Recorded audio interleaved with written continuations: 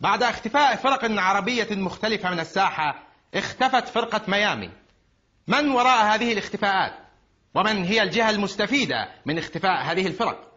هل هي خطة أمريكية إمبريالية للتحكم على عالم الفن في الوطن العربي؟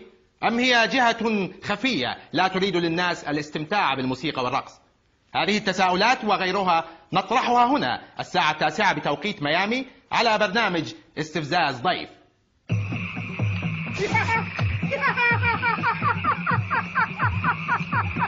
أنا اليوم سعيد جدا ومستانس بعيد ميلاد بنتي أرنوبة. يا أرنوبة تعالي يمي، تعالي اليوم عيد ميلادك، يا زينك ويا شين أمك. يلا روحي بسرعة يبوهم قطوا الخياش. شوفوا اليوم أبيكم تغنون بعيد ميلاد بنتي، ولا خلي هالأرماح تغني على ظهوركم، عرفتوا ولا لا؟ يلا غنوا، أبيكم قدامي تغنون. يلا غنوا،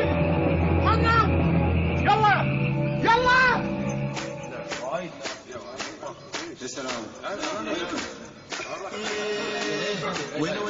تلقوا زي ده؟ ردوا علي. الله كريم تلقوا زي ده. وين تلقوا زي ده؟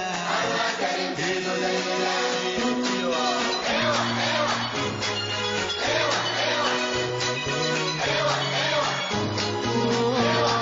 الحمد لله وشفناكم، فرصة سعيدة نلقاكم. والحمد لله وشفناكم، فرصة سعيدة نلقاكم. وصلاة الزين وحبيبي العين من الحسادة خشاوي، من الحسادة خشاوي.